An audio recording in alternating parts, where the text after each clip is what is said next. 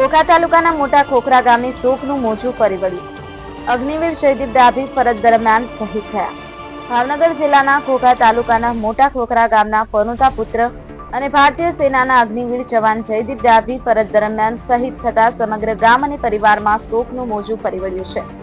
વીર જવાનના શહાદતથી ગામમાં ગમગીની છવાઈ ગઈ છે। પ્રાપ્ત માહિતી અનુસાર મોટા ખોખરા ગામે રહેતા અગ્નિવીર જયદીપ ડાભી ભારતીય સેનામાં ફરજ બજાવી રહ્યા હતા, ત્યારે તેમની શહાદત થઈ હતી। જયદીપ ડાભીના શહીદ થવાના સમાચાર મળતા જ તેમના પરિવારજનો અને મોટા ખોખરા ગામના લોકો ઊંડા શોકમાં ગરકાવ થઈ ગયા છે।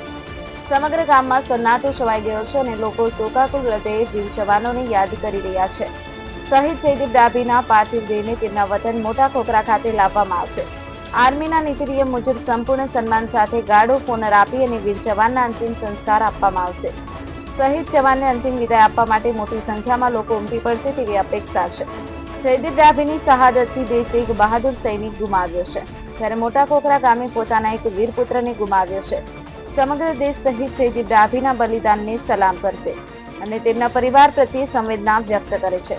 કેમેરામેન બીજલભાઈ માલકિયા સાથે સંવાદદાતા ફિરોઝ મલેક, એબી ન્યૂઝ ગુજરાતી, ભાવનગર।